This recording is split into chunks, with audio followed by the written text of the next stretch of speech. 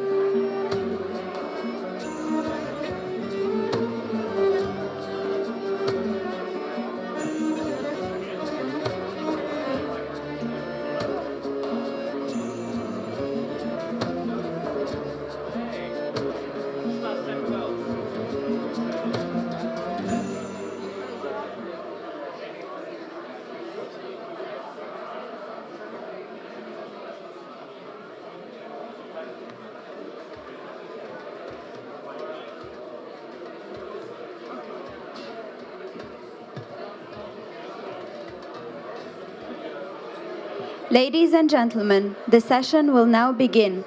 Please take your seats.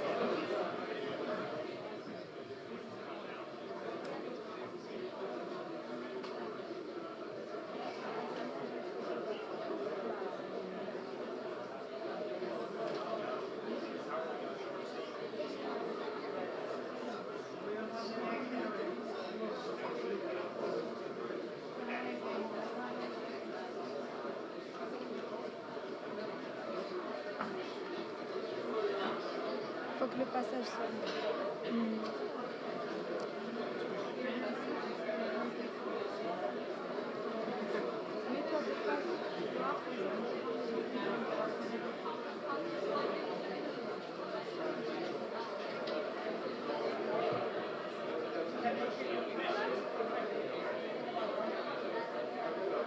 Ladies and gentlemen, please welcome to the stage the moderator for this session, Zeinab Badawi, Director of Kush Communications, and the panel of emerging leaders.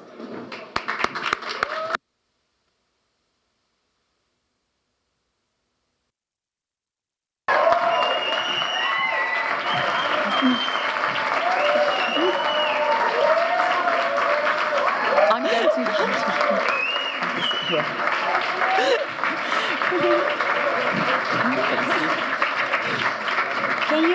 You come this side. Oh. Assalamu alaikum. Alaikum salam. I don't know. Excellencies, ladies and gentlemen, good afternoon. It's my great pleasure to be presiding over this final session. We've saved the best to last. And it's not only an extremely intelligent, talented panel, it's also the most beautiful one, as you can see. Thank you. I had to nip back to my room to put some lipstick on. This competition is terrible. So it really is wonderful to be with the Emerging Leaders panel, the emerging leaders of the Atlantic Dialogues. And they are people who've been listening to the last 2.5 days, all the older generation talking. They've been sitting there diligently taking notes, and now it is their turn to speak and to let you know what they think. And I'm normally not as generous as this with young people because I have 4 children between the ages of 19 and 24, and I normally don't let them say a word. I tell them that I am boss. But in this case, I'm being very, very kind to this young panel. So, you know, there's the word in English, youthquake, which means the ability of young people to really effect change. And this past year, since we last met, we've seen that in all sorts of ways, haven't we? We've seen the young protesters in Hong Kong and how they've really managed to, you know, inject new life into the political debate in Hong Kong and so on, at a cost, of course. We've seen Extinction Rebellion in London. We've seen in Colombia, where one of our panelists comes from, you know, street protests and so on. So young people are always in the vanguard of change, aren't they? They are the ones who lead older people into really grasping chance. And of course, Greta Thunberg, the young Swedish climate activist, has been declared the Time Person of the Year. So in all sorts of ways, young people are really leaders. I mean, emerging or emerged. Take your pick. We're going to hear from them, but before we do that, we're going to watch a short video, because before this major conference takes place, the emerging leaders have their own get-together here in Morocco, where they talk about lots and lots of issues. So we're just going to give you a flavour about those discussions. So roll the film, please.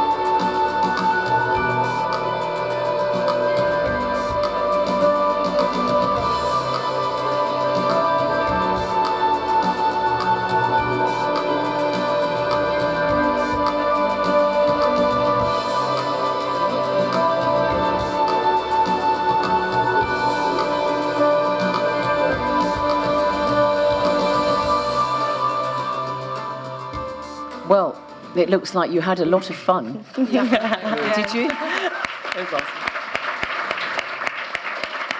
So the age group is roughly about 25 to 35. Why wasn't I on that? Yeah. Just slightly above that. And you're all in your early 30s, apart from you, Shaima. So I'm going to start off by very quickly asking all of you. The theme of this conference has been the South at a time of turmoil. Shaima, you're from here in Morocco, our host nation, and thank you very much indeed, of course, to everybody who made this wonderful gathering possible. So, is the South in turmoil, and if so, why? Just very quickly give us a rapid-fire answer. So I'm Shaima Bourjish. I am from Morocco. I'm the National Project Coordinator for the Friedrich Naumann Foundation for Freedom. And I'm very much a huge youth advocate for inclusion of youth in decision-making. Therefore, last year, I was able to receive a UN award for mobilizing more than 6,000 Moroccan youth around the SDGs agenda.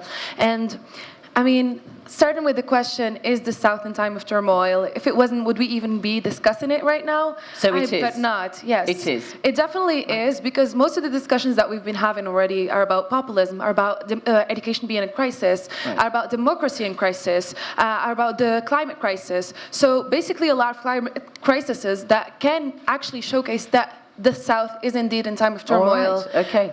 So a bit of a pessimistic start, if I may say. Sadly, but it is sort of part of the reason why it is in turmoil is because a lot of vulnerable communities have been excluded, including youth, women, refugees, migrants, indigenous people. All right. And we'll come to all that definitely. in a moment. So, okay, so very much a crisis. Let's go to you, Chido. Oh, first of all, shout out to my emerging leaders. And just introduce yourself. We're to the 50 panel, of us here, and it's really a pleasure to be one of us here speaking on behalf. My name is Chidioga Kunyili. I'm the founder of She Roars, and we work on supporting women on their self-actualization journey as leaders, as entrepreneurs, and most certainly as powerful agents of change. To your question. Chidi, yeah? Yes. As a writer and someone who really believes in the importance of words and stories, I do not like that word, turmoil. And I think while the period we're in could be rephrased as a time of flux, and within this time of flux, there's a lot of challenges, but a lot of opportunities. So my interest is to explore the two and not move into the fear space. So time in flux is a better word for you. Before the colonization era, for example, time of flux, and a lot of moments of massive change and transformation, it's been flux. So how do we perhaps step back from that narrative of turmoil that brings up the emotion of fear and rather lean into perhaps that narrative of change? And then the question becomes, how can we be powerful agents of that change? Good. Thank you very much indeed. Emmanuel, you're the only chap amongst It makes a change, though, ladies, doesn't it? For sure. I think actually at one stage you wanted...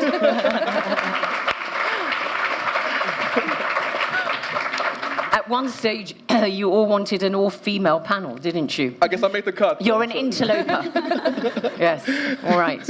We'll allow you. Yes. Well. So, Emmanuel. Yes, for sure. Is the South in turmoil? I do believe so. Simply by looking at the fact how a lot of youth have been rising up, and I do believe that the reason why a lot of youth, be it in the South or either in the North, why the youth have been rising up is mainly because a lot of times they feel excluded from the decision-making process, particularly with regards to the policy-making realm. Right. I believe, just looking at current developments, there have been so much negotiations going on, be it the EU or the renegotiation of the Cotonou Agreement, for instance. Right. And this is an agreement which will affect, obviously, the African youth, the European as well, but then again, where is the youth being included? So is it more a question for you then that there's turmoil because youth are excluded or because there are factors out there that make the South in turmoil? I do believe mainly because the youth is being excluded. Right, but from decision-making. Yes, but then simultaneously, the youth lacks representation. Okay, but is the South in turmoil? I do believe so. Yeah? I do believe so, In a difficult way, not just in flux? Yes. Okay, Liliana from Colombia. We saw a lot of you in that video. Thank you. Yeah, very good. Okay, thank you. I'm so happy to be here. My name is Edna Liliana Valencia. I'm a proud Afro-Colombian journalist. I'm TV anchor in France 24 in Spanish, and I do the only news show talking about Africa in the Spanish in the whole continent. So I'm very committed with highlight Africa because I think the lack of identity we have as Afro-descendants in Latin America come from, we don't know where we come from. And to answer the question, I think the answer is inside the bridge we can build between South America and Africa. Because we have been so focused on looking at the north, you know. In my country, in Colombia, all the young people is trying to go study in the United States, go live in the United States. But what if you come and study in Lagos University, for example, or Marroquin University? Right. That's a solution, an idea you're giving. But is the reason why people want to leave the South, is it because they see no future there as a result of there being problems? Yeah, but I think it's a perception. Sometimes the perception is even more powerful than the reality. Right. So for some reason, people used to think that Africa is not available to grow and to develop, for example, in the economic and new businesses or something, you know. But I think it's just a perception. The perception about Colombia here in Africa is very bad. People used to say to me like, but your country is dangerous, you're in war, drugs and everything, but the perception in Colombia about Africa is the same. So I think we are just blind to each other, and that's the barrier we have. All right, okay, and Omaira from Niger originally. Yes. Hello, I'm really happy to be here. I'm Omaira Issa. I am a reporter with Canadian Broadcasting Corporation and Radio Canada.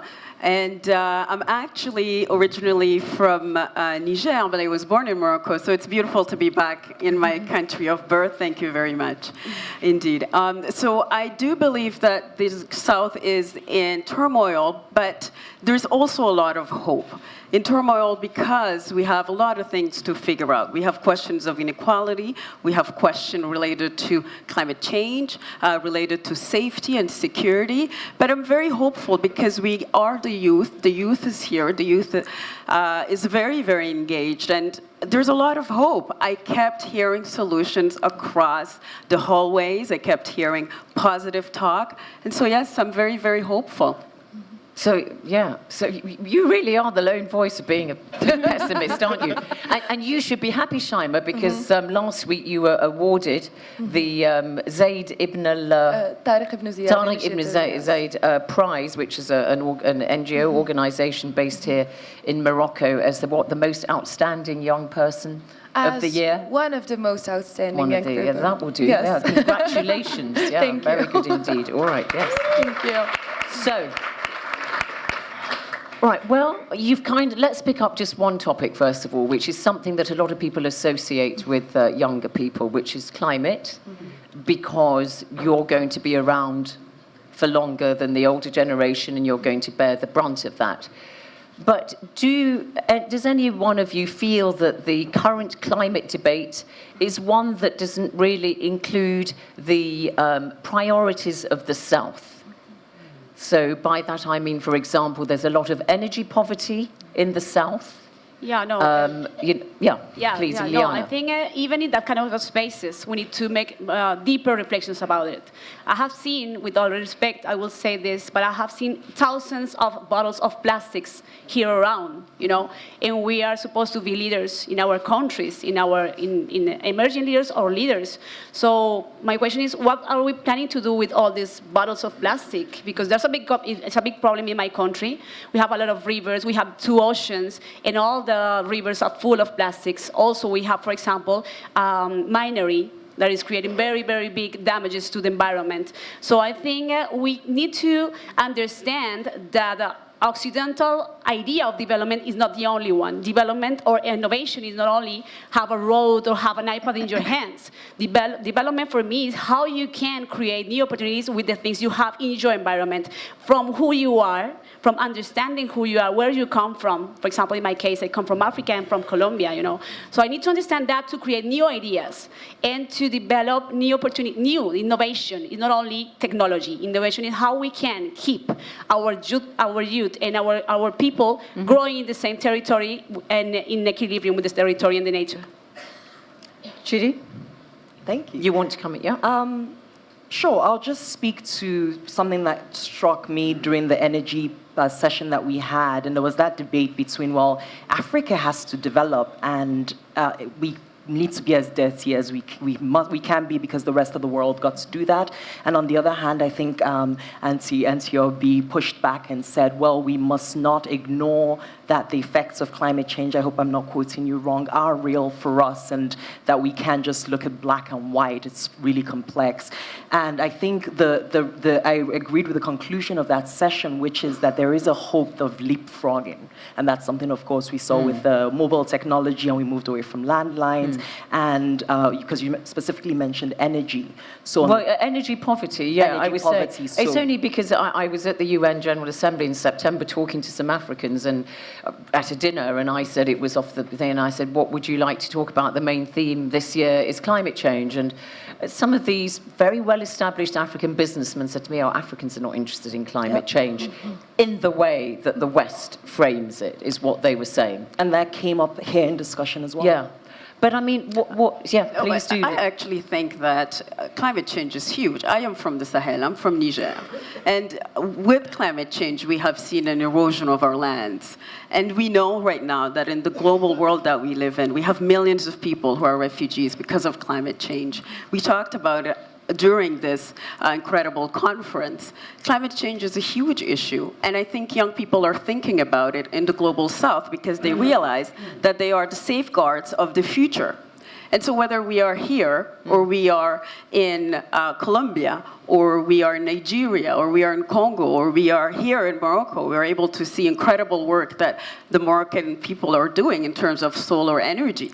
I think the youth are very, very engaged. But what do you say to Chidi's point when she said, you know, during the energy debate, there was discussion about we want to industrialize. You speak to any African leader now when they've got their blueprint for how to industrialize their economy. And by that, I don't just mean, you know, factories and manufacturing, but modernizing the entire economy, the service sector, infrastructure, and so on. And they say, as things stand, we cannot rely on renewable energy just to do that. So, okay, we'll keep the coal in the hole, but can we use gas? And there are a lot of people who say, yes, use gas and even oil. I mean, Nigeria, there's a $12 billion oil refinery that's being developed by the Dangote Group. Should they stop that? Is that what the youth want? Okay, can I? Yes. I want to address the fact that whenever we discuss climate change, it's usually discussed within big conferences full of agendas, just like the one we had this week. And afterwards, everyone goes back home, and there's no actual action afterwards. And I feel like that's one of the biggest problems. It's that especially developing countries, including those in the south, not really have an example or a model of countries to look up to. Now, Morocco is trying to take the leads in terms of renewable energies, but we have countries like the US that are withdrawing from the Paris Agreement. So what kind of example are we even setting for developing countries to step up their game also and encourage renewable energies in their own context? And that is the big problem. And I feel like youth, we actually have a responsibility to own up in that sense. And you can actually notice that. You mentioned Greta Thunberg in the beginning. And she has been one of the biggest climate advocates, but there are a lot of us. There isn't just Greta. There are so many in every country. Do you have the same concerns, young people, as Greta Thunberg does in Sweden when she says, don't fly? What's the figure? 1% of Africans have actually ever been on an aeroplane. Is that kind of debate relevant to young people in the South? Africans or whatever? I mean, sorry, no, I think it's very important, at least in Latin America. I come from Latin America, as you know, and we are reflecting from capitalism, from consumerism, to climate change. For example, we are promoting in my country that young women start to use the menstrual cup just to change. But to use that, you need to change a lot of stereotypes in your mind. I don't know if maybe here you have ever reflects about that, but it's an issue. We could just take a personal decision to affect our environment too. So I think youth is very committed with, for example, vegetarianism, stop eating meat, take care of water, that personal actions you can But face. how far do you take it? Do you want Nigerians to go and protest against the building of this new oil refinery? Yeah, why not? For Social example, mobilization because is you very say important to me. fossil fuels are dirty.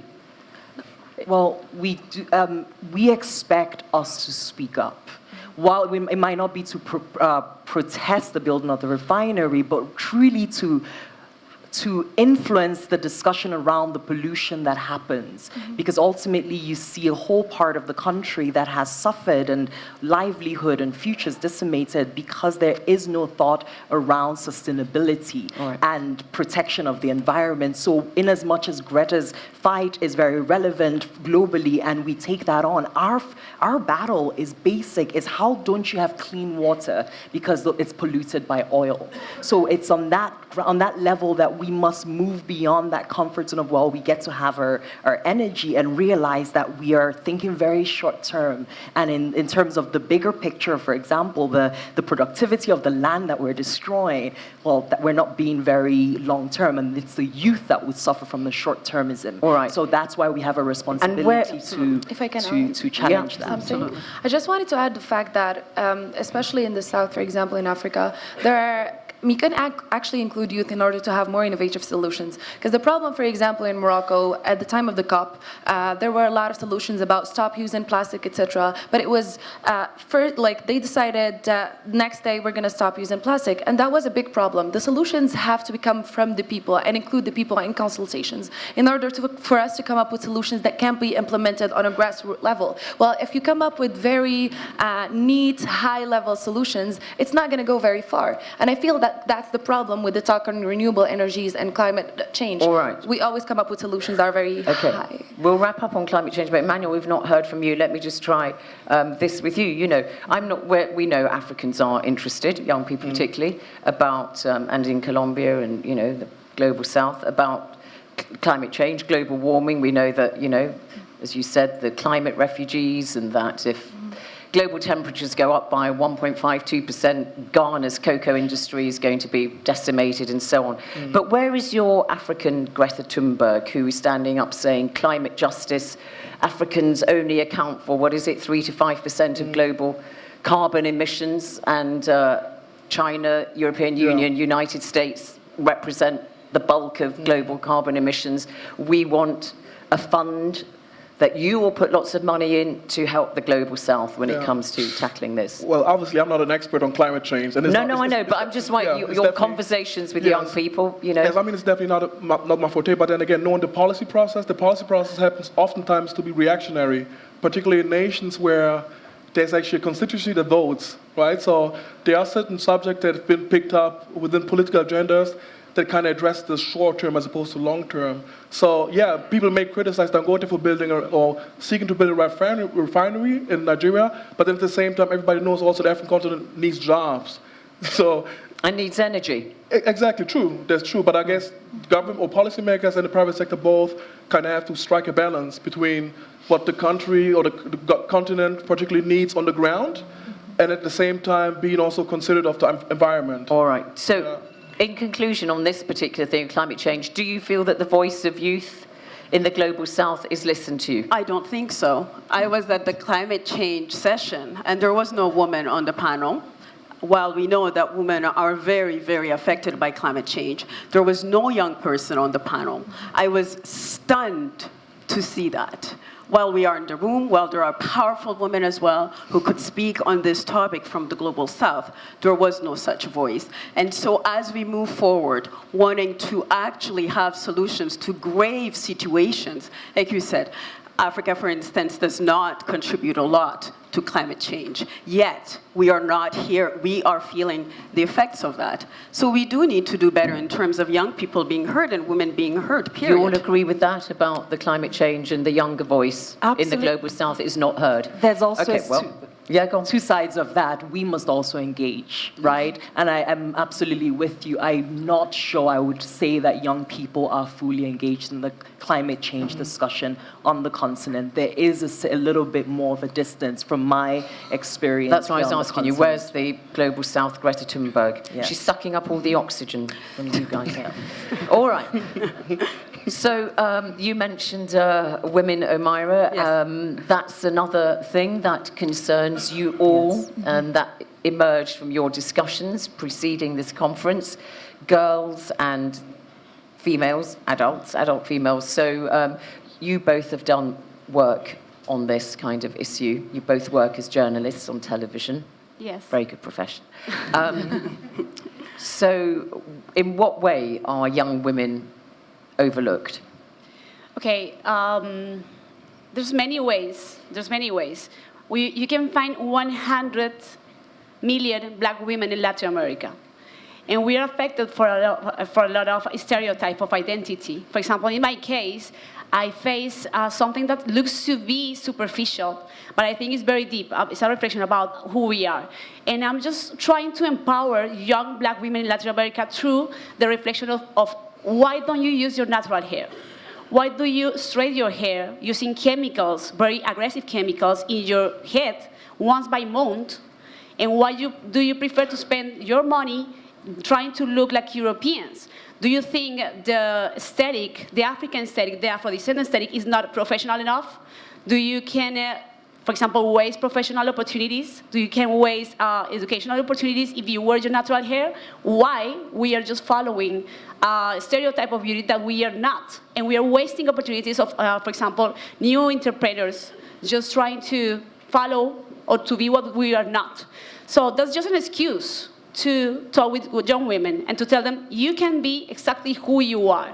Afro-Colombian, Afro-Panamanian, Afro-Dominican, Afro-Colombian, African, African-American, Afro-Caribbean. But at the same time, you can be a good professional looking how you look. So it's only an excuse to empower people, empower young women. Are you extrapolating from that then, that even in the global south, you've still got the kind of racism that is an international thing, that basically the blacker you are in the global south, the harder it is for to be a woman? I think, of course, this is not an issue only in Latin America. It's not an issue only in my country. It's an issue here in Africa also. But I'm just trying to highlight something that looks to be superficial to tell you that there's a lot of stereotypes we are facing.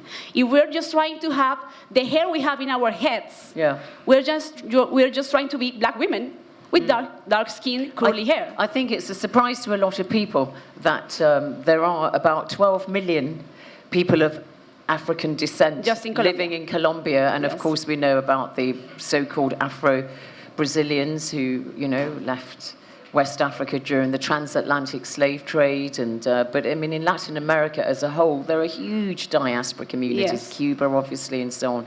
So it's very good that you are raising the profile. But just let me ask you, how far do members of the community, people of African descent in Colombia, how much connection do they have with the African part of the global south?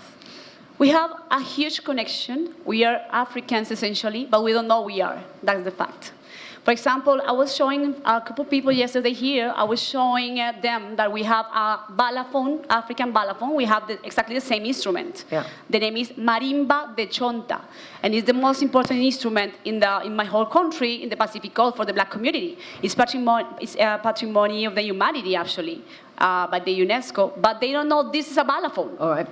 They don't know this come from Senegal and from So that's another area where you think there's lots of room for improvement. All right. Does anybody else want to pick up on this thing of females, women, girls? If I may pick up, if we were to speak on the topic of identity and perhaps that identity challenge, I think it really is important from, it's almost like know thyself. Right? And in our continent, I think because of the many years of external influence, there's been a crisis of identity. And within that, there is also now a movement that is really reclaiming what it is to be African, rejecting the narratives that put us in different boxes that don't serve, be it the boxes of HIV/AIDS you mentioned earlier, and diseases and poverty. And we might all have heard by now of Chimamanda, and she talks about the danger of a single story, and those single stories that define a whole continent that is so diverse. So how are we challenging that and reclaiming that we, as Africans, as women, as young people, we have so much more to offer than any little box that you want to put us in. And that's a journey that is very personal. And in reclaiming that power and the narrative and what you have have to offer, then you can really step into how the roles you can occupy in society. And young people are alive, you're having these discussions. I mean, there's a lot going on identity politics all over the world at the moment. The United Kingdom, where I live, has basically just had an election that's based on identity politics, you know. A lot of people saying that the Conservative Party essentially won this election as the English National Party, and it's caused a lot of issues in Scotland and Northern Ireland, which voted very differently, and people are now saying this has paved the way for Scottish independence and the integration of Northern Ireland with the Republic. So identity politics, that's another thing that's important. Do you see it very differently from your generation, from the older generation? I think when it comes to identity, one of the most important issues has to do with inclusion and making sure that people are at the table. Right now I'm based in Canada, and I've learned a lot in Canada. Canada is a country that prides itself on its multiculturalism. Also, we have a lot of Indigenous people who are involved.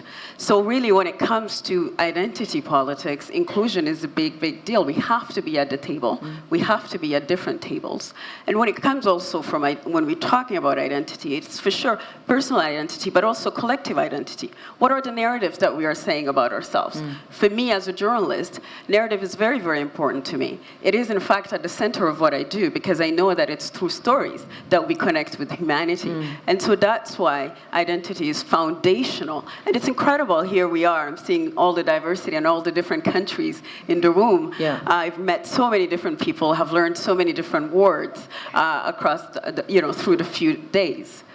Right, thank you. I'll let Emmanuel, because Emmanuel's... You're intimidated by all these women. Please, Emmanuel. All these women on the panel. I'm just waiting for my time to speak. No. You've got to chip in, otherwise you lose it. But Emmanuel was born in Germany, but his family are from the Democratic Republic of the Congo and has worked in management consultancy for a long time. They're all very talented, you know, this panel. I mean, this young lady here speaks like 7 languages. Her native Igbo, English, French. She studied at Sciences Po. She worked in China in management consultancy, speaks Mandarin, Italian, Spanish, German. You know, we had that session on the United Nations. She's like a walking United Nations herself, you know, with all these... and I'm a young person and I'm African. Yeah, exactly. So, you know, and he's very talented. But maybe I can also just jump in because... please, about inclusion, because I mean, one of the things is that you see it as the youth are excluded from that top table. So, well, although I was born and raised in Germany, but I was fortunate to relocate to the US, where I spent 8 years. I studied in the US and then also worked in the US. And the first job that I actually had in the US was in the US Congress. So I was a Congressional Black Caucus emerging leader. You found an Emmanuel, like you. You found an Emmanuel to work with. Emmanuel Cleaver at the in the Black American Caucus. Yes, I worked for a Black American congressman. Yeah. But what this program actually enabled me was to live in DC, which is quite expensive if you don't happen to have the means, right? So this program was pretty much constructed to help people of color actually experience positions of power and leadership. And I believe that fostering inclusion can really occur when more programs like this exists. Really, yes. Yeah. So you need programs. But what about effecting change through protests on the streets? I mean, I'm of the opinion that protest is good. You look far too... I can't see you out there with your exactly. Molotov cocktails. I'll probably get arrested immediately, but hey. I do believe that protest is really good, and I'm actually fortunate to have grown up in a country where people are allowed to protest. But then there has to be some structure after the protests. So I do believe, therefore I'm so passionate about actually providing the youth a stake in the policy-making realm, because I myself have worked in the realm of lobbyism. But like in what way? What, sort of like have a youth quota in the cabinet, or what? What would the mechanism be? You've worked as a civil servant, essentially. Yes. You worked in the German Department for International Development. Yes. You've worked, as you said, in the US Congress, and then you moved to the private sector. Yes. You saw sense and abandoned the public sector. So, what's the mechanism when you say include the youth at the top table? What would it be? Youth quotas? For one, yes, but I do believe the youth needs to lobby. You know, I know lobby has really received a bad connotation, and a lot of people kind of associate lobbyism with corporate greed. Right. But then at the same time, that's just part of political participation. So do you think there should be specific lobby groups Definitely. that are youth Representing lobby youth, yes. That represent youth? Yes. Right. I do But believe not so. just attach yourself to a major lobby group and then just have young people involved. Yeah. If I can pick Shaima, up on yeah? that, I mean, we've been discussing a lot, having women in panels, having youth in panels, youth inclusion, etc. And there is something that I don't exactly agree with, which is that usually within a panel, within a conference, or within whatsoever atmosphere, we bring youth and women as a quota. And that's not enough. If you bring them and they're there, it doesn't mean that they're actually included. And that's one thing that we can actually do to include them more, which means that if you actually harness youth ideas and women's ideas, make sure they actually exist on the final strategies that you're going to implement afterwards. Yes. Make sure that youth voices are actually heard and that you have youth advisory groups. I mean, we've been discussing populism, democracy, education, and not once youth were mentioned. Not once the youth power and youth creativity and their ability to actually bring in solutions was mentioned. And I was pretty shocked by that, to be very honest. We were talking about youth not being adapted to the market or to the employability market, but not once have we discussed entrepreneurship and people's youth's ability to create actually development and to have an identity that is young and ambitious and creative. And I feel like that is a big problem. We keep on saying youth and overlooking youth as not an actual stakeholder, which they should be from now on. Right. So that is definitely something very important and something to keep in mind, because we keep on inheriting problems that seniors create, just like climate change. So youth ideas, policies and so on have got to sort of right across the board. Definitely. In decision-making bodies be incorporated. Because it's often not enough, very quickly, I come to you, Liliana, it's often not enough to have a youthful leader, is it? I mean, in your native Colombia, okay, President Ivan Duque, sorry, excuse me, I don't speak Spanish like you, early 40s, but I mean, and he's only been in power since last year, but you've seen protests on the streets. Being young doesn't necessarily make you responsive to the needs of the young, does it? Actually, he doesn't. Oh, he's from a centre-right coalition, yeah. So actually, being a woman not necessarily make you being a feminist. So you can be a young person not working for the young people. Yeah. You know, I need to be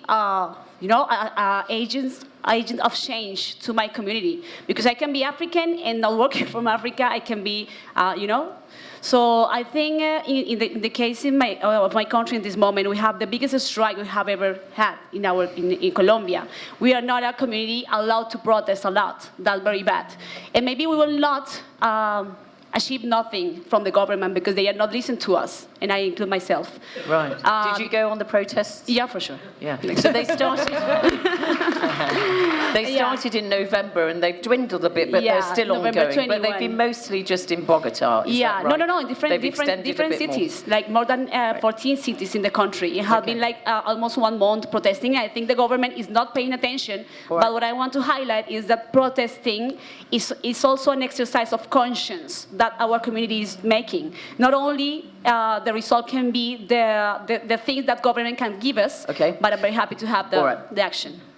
Do you want to say anything I just on wanted this, to. Amira? Yeah. Sure, thank on you. The crisis in democracy, you all agree, or in government?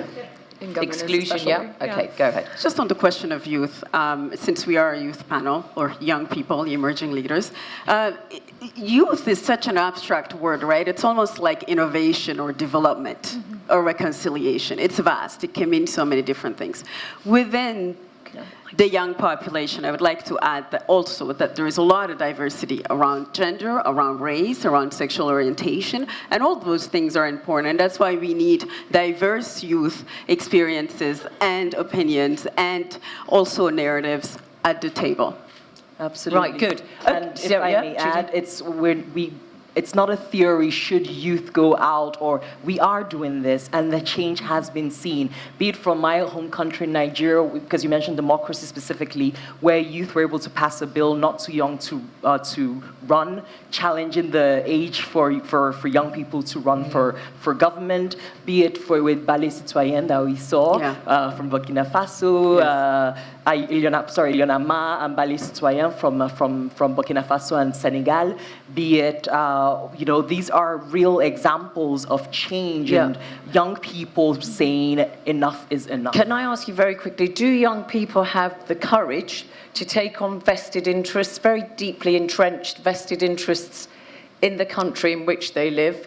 And even though it may be at the expense of their own progress. I don't know if many of you know, but Chidi's mother, late mother, was a wonderful woman, a real heroine, a real hero of Africa and the whole of the global south, because she made a very, very principled stand when she was brought in by President Obasanjo at the time, wasn't it, to clean up public life in Nigeria, and she mounted a very effective campaign against corrupted drugs, in the pharmaceutical industry, where people are literally giving antibiotics to an extremely sick infant, only to find there's, I don't know, talcum powder in the tablet or whatever, and it's basically doing nothing. Death threats, was it bullets skimmed the top of her head and so on? I mean, sadly, she died of natural causes a few years ago, but really, that kind of courageous stand is few and far between, but your mother did it, obviously, as an adult. But can young people, do you think, really make such a brave stand in the exemplary way that your mother did? Thank you so much. And I suppose what I'm saying is we already are. And we must and we need to be empowered to do even more. And of course, role modeling is critical. You mentioned the example of my mother, and she has inspired so many young people to know that the norm does not have to be that we've inherited for so long.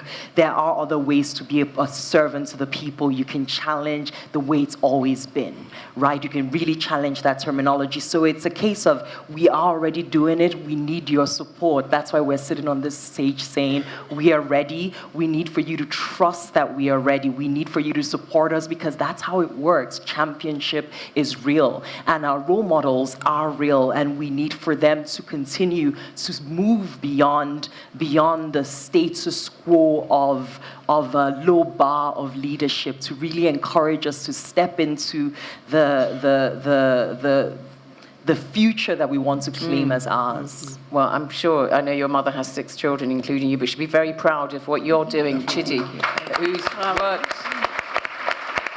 as I said, all over the world, Geneva, at the World Economic Forum, you name it, she's done it. We've got about 12 minutes left. I'd like to, at the very end, just go for a minute to the panel at the end. But I'd just like some comments from the floor. I'm going to go to Obi Ezekwesili here from Nigeria. As many of you know, she made a stab at standing in the Nigerian presidential elections, but has done many things. Another great woman in Africa. Is there another microphone? Could you bring the microphone and give it to this lady, and really just rapid fire from the hands here? Probably not enough time for questions, comments. Obi, yeah, thank you for standing. So first, I want to really do a shout out to them. I get very emotional when I see the younger ones on our continent without the albatross of colonialism, militarization, or the sense that Africa must be about bad governance. All of that is not something that you're carrying as an albatross. And so it has freed you to be able to have this freedom of thought that means you can shape and design what today and tomorrow can be like. So, bravo. Thank you. Thank you. And then I just want to plug, I want to say that this structure that we have, where people frequently end up with saying that our problem is leadership. They're not really saying that we don't have leadership. It is that we don't have leadership in the appropriate place. And the key appropriate place that we need leadership for scale, all of the little things that people are doing are great. But as I said the other day, small is no longer beautiful. And so we need scale. And if you need scale, the most important entity is government. And therefore, it means that political leadership frequently is the issue we're dealing with. And what I am hoping that we will do is that we have our leadership production system for our political process, but in a way that enables the young to build a new ecosystem of political class that has a mindset toward character, competence, and capacity. I want to see a percentage of Africa's youth vote for being politicians, a new class of politicians. Thank you. Away with the old. Thank you, Obi. So just hand the microphone to this gentleman. Very short. Grand Lady of Africa, I gave her more time. Sorry. Very briefly, a brief comment. Introduce yourself quickly and your organization if relevant. Thank you. I'm Jihad Nimusa. I'm one of the emerging leaders this year, and I'm a psychologist, and I have a mental health social enterprise. So my comment, we've been talking a lot about including youth. And I think there is a disparity between why young people are actually not on the table. Because although we do have a lot of energy and acceleration and innovative ideas, one of the things that we do lack is the wisdom of experience. And we need to acknowledge that in order to start looking at how can we prepare young people in order to be effective in creating solutions that scale, in order to be in leadership, in order to be around these tables. It picks up from what Obi said, Absolutely. Creating a new class. Thank you very much. The risk of not doing that, my last element, is that by learning in the natural way, we keep taking steps towards the status quo, and by the time we are adults, we are exactly the same. Got it. Thank you. Very briefly, please. Thank you. Thank you. Marcus, I just wanted to say one thing. Yesterday, I decided to leave this ivory tower and go to the souk. Yeah. And I saw that the situation is not so good. It could be any place in the world. Right. And Confucius says that the best time for you to plant a tree was 20 years ago. The best time is now. What tree would you plant today so that people who are out there, not living in this Okay, we'll ivory take that tower, as our last question then. there. What tree would you plant today is your closing thought. Hand the Thank you. microphone to the young lady behind you, and microphone here and there, and then that's it. Briefly. Oh, yes, you have you want it, yeah. Briefly, yeah. Afterwards. My name is Chiara Cocchiara, I come from Italy. And my comment is on the fact that it is true that we have to do so much more for women and the youth and reaching leadership positions. But I also want to say that we have done already a lot. And the proof is that we have the new Prime Minister of Finland. She's a woman and she's 33, years the youngest Prime Minister so, ever. I want to say it is really good. It's happening. To do, Great, thank you, good. Yes, young man, introduce yourself and your organisation if relevant, and yeah, we'll come to you last. Go on. Hello, my name is Leonardo Piraka from Colombia. I'm one of the emerging leaders from the past, so I don't know, I'm an emerged leader now. And your point? My point, well, I think the new generations need a lot of inspirations and role models to look up to. And hearing you all, I think I'm very hopeful of how the South is going to look like in a couple of years, because I feel in your words, in your power, in what you represent and what you want to bring to the world. Thank you. A lot of hope. Lovely sentiment. There was another hand up there, yes? And then we give the microphone to this gentleman here. Yeah. Hi, my name is Sarah Morsapali. I'm going to keep this super quick. You mentioned that we don't have a Greta Thunberg of the South. I want to point out that we have a ton of activists. We have Ridhima Pandey, we have Kaluki Paul from Rwanda, we have Ridhima Pandey from India. My point that I'm trying to make is we are out there. We do have a ton of young activists from all over the world who are doing incredible things. What I want to let everyone here know is that please talk to us. Start asking us questions, because I guarantee you that we have answers, we have ideas. That's how we create engagement, is by talking to each other, by discussing issues. Today at the gala, come to us, give us advice, give us mentorship, give us that platform to actually make a difference. Because Thank you. It's there. You want the visibility and the access. Thank you. And very briefly. Merci, madame. Je m'appelle Hassan Saoudi. Thank you, madam. My name is Hassan Saoudi. I'm a grandfather. And people of my generation have maybe attended contradictory debates. What kind of planet are we going to leave our children with? And what children are we going to leave our planet with? So you gave the striking answer that you and the planet are only one. And thank you and bravo for this leadership. But I can tell you that you can't be leaders alone without lifting up people. And what we are asking you to do, lift up your generations, lift them up on the environmental protection. You're just great. You are incredible. Thank you. Vous comprenez tous So, in the last few minutes, panel, let's just go very quickly. What would be the tree that you would plant for the next 20 years? A minute each, starting with you, Liliana, very quickly. Thank you. Yeah, I just want to agree with Sarala. We have a leader, the name is Francia Marquez. She's the Nobel Prize of Environmental Care in my country. She's a black woman from the Pacific Coast. Okay. So we have a lot of leaders like that. You just need to look at us. Oh, I'm just here to tell you, all leaders around the world, there's 200 million black people in Latin America, and we need to achieve our roots here in Africa. Please look at us. We can start new businesses. We can start new alliances. We need to reveal our identity. So I think we need to stop looking only to the north, and we need to start looking like south-south to building those bridges within the south. Yes, fantastic. And visibility is very important. Thank That's you. my point. Thank you. Myra, thank you. Building the bridges is absolutely essential. For me, as an individual who was born in Morocco, raised in Niger, and now I live in Canada, and I have one foot in North America, one foot here, it's absolutely incredible to see that the conversations are happening already. So building bridges, continuing to do that, but also understanding that within the larger conversations, we also need to make sure that the narratives that we are telling about ourselves and telling others are hopeful, because there is a lot of hope. And I agree with everything that was said from the emerging leaders in the room about hope. Thank you. Shaima? I would like, first off, to thank the Policy Center for the New South for giving us even this opportunity to sit here and talk to you about youth. That is quite an important topic, yes, indeed. Thank you. And again, shout out to all of the emerging leaders that actually nominated us to be even sitting here and talking on behalf of them. But we're not only talking on behalf of them, but on behalf of a lot of youth around the world and a lot of youth around the South. And I also want to do a quick shout out to Lilia, who really made this program happen. Thank you very much. Thank you. Emmanuel?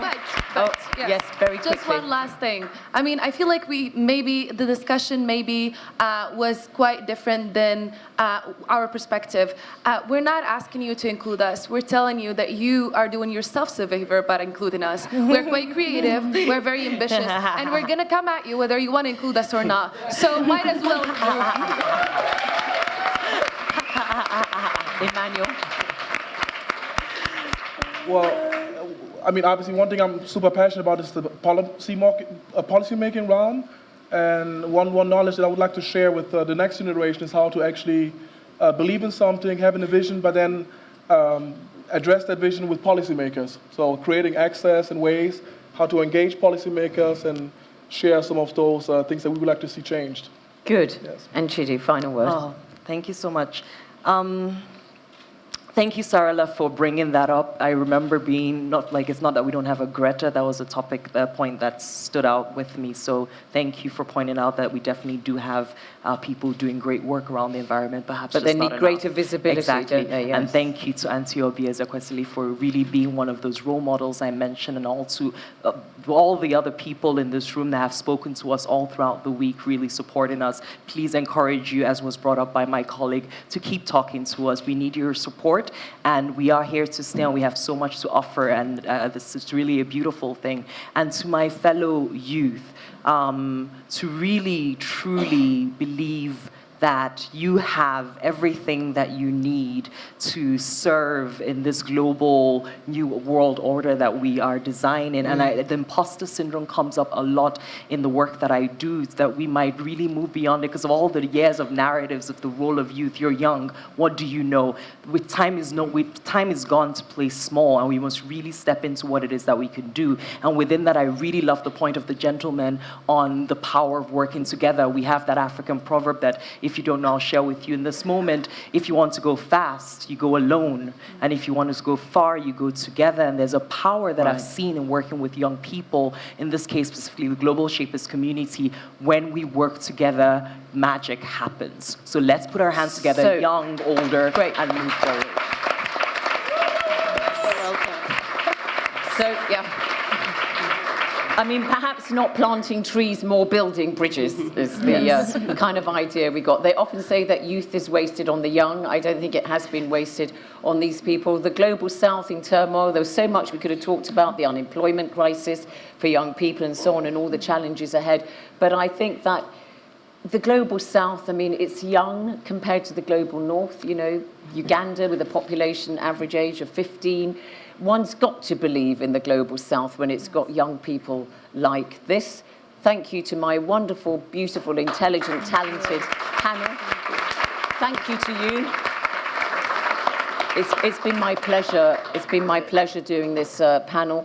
And please do take your seats, and please welcome a group photo. And to close this panel, we have the president of the of the Centre for Policy Studies. Thank you, Zeinab.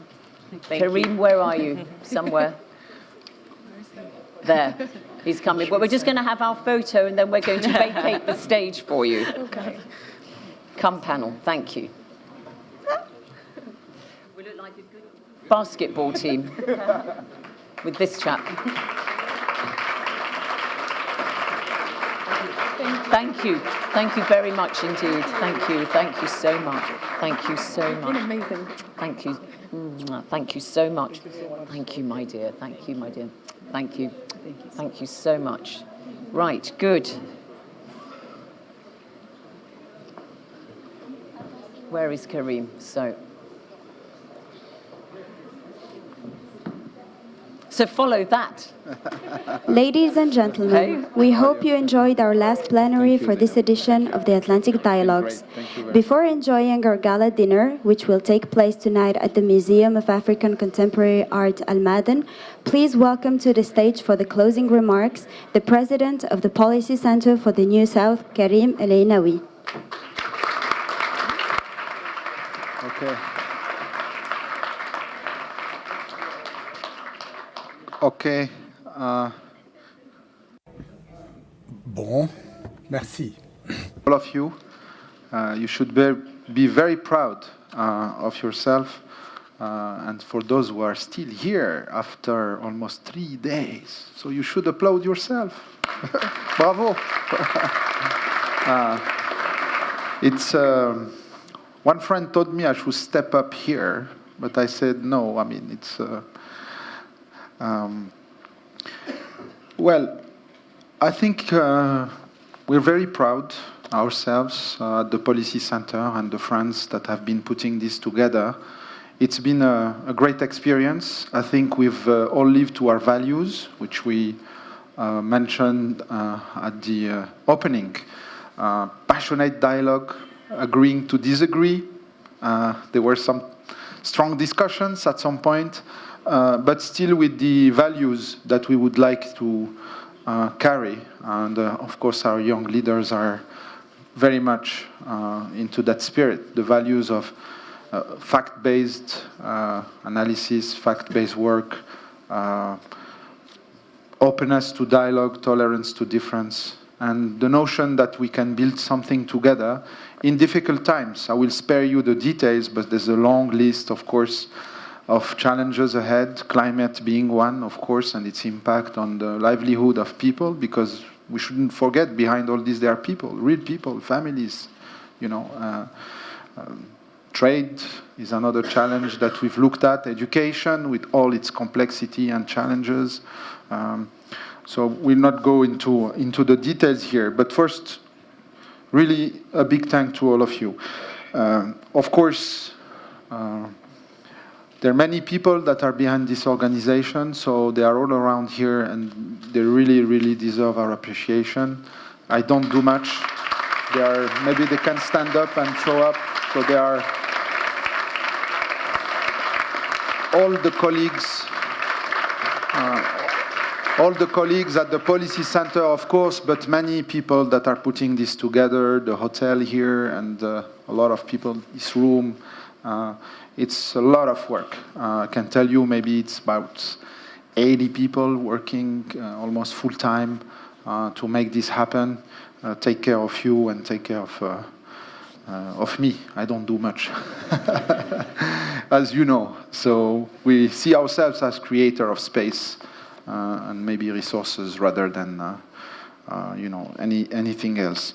I liked also the positive attitude. Many of you have networked a lot. I've seen you in corners doing all sorts of deals. I don't know what are they, but I myself also was very happy to meet many friends and also build partnerships for the future. Share experiences, also the capacity to bring to our students at the university, not so far away from here, various perspectives, disruptive way of thinking. We belong to our world, to where we are, but very interesting for us to listen to people coming from Zimbabwe. I was talking to Moyo just before coming here, to you, Mr. Wagner, your perspective from Chile, very interesting for us here in Morocco. I can name many. I mean, we had discussion with our friends from Ethiopia, our friend Koulibaly from Mali, very interesting perspective. They should listen to you more, politicians. You had great ideas. I had the chance to listen to you. I learned a lot. So 65 countries, I think, in 3 days. I mean, if you just listen, and I have to apologize, I was also talking to Sergio. Where is Sergio? From Brazil. I don't see him.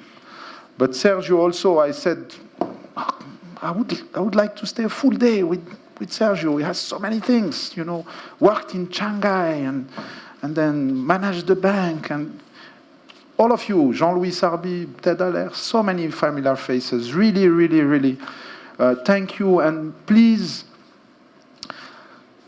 keep us somewhere in your mind, in your reptilian brain. Sticks for generations, huh? That's what they say.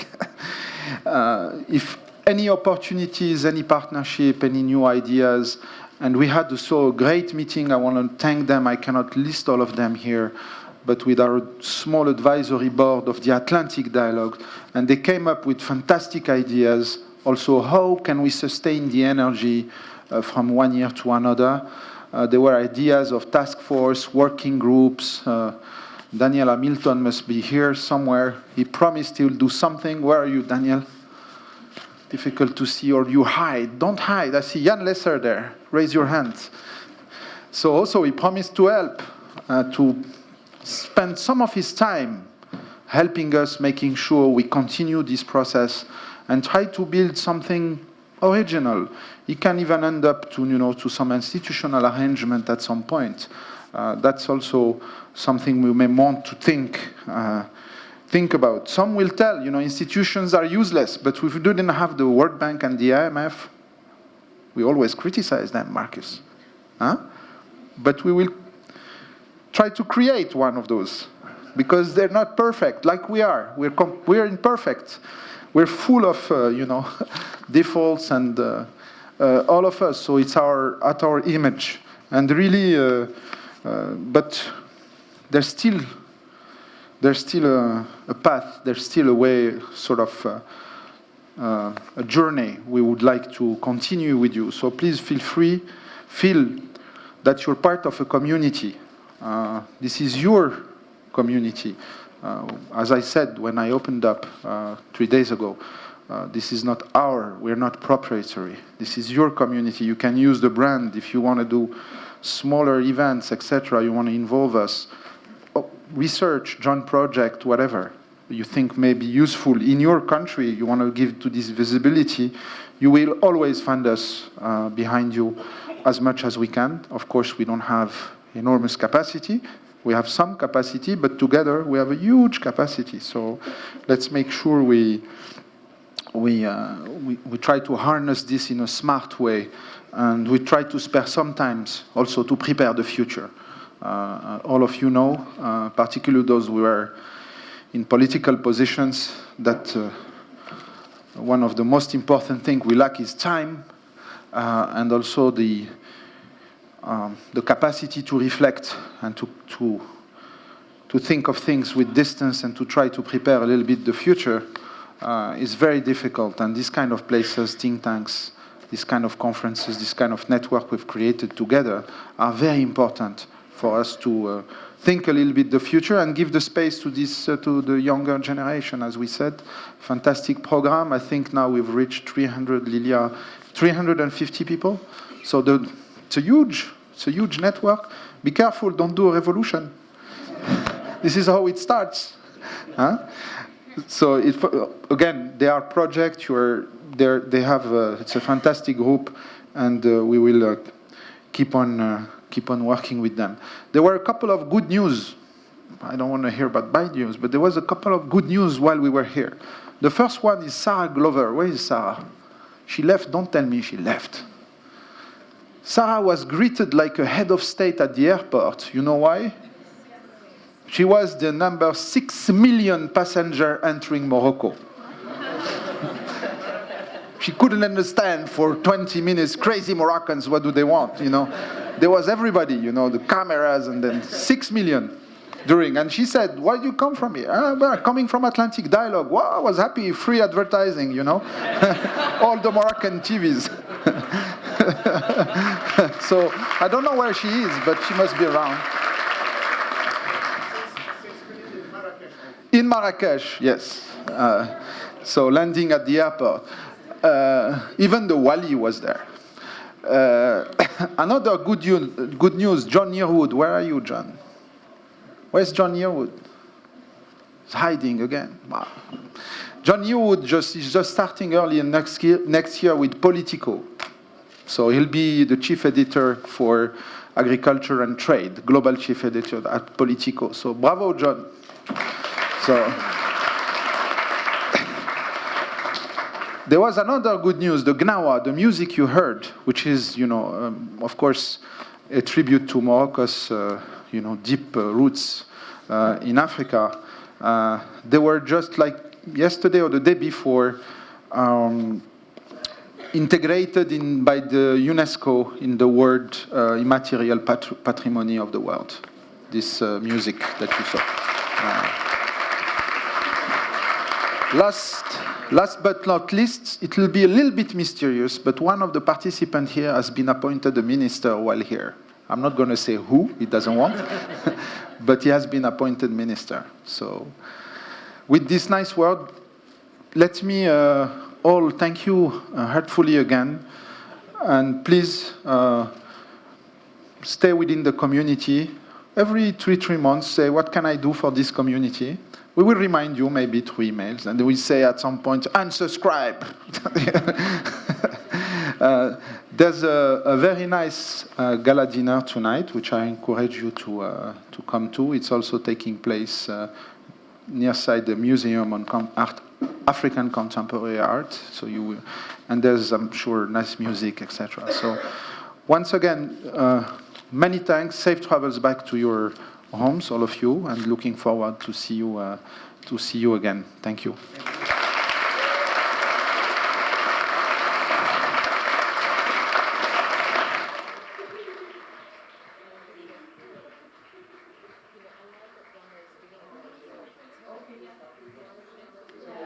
Ladies and gentlemen, we now invite you to join us for the concluding gala dinner.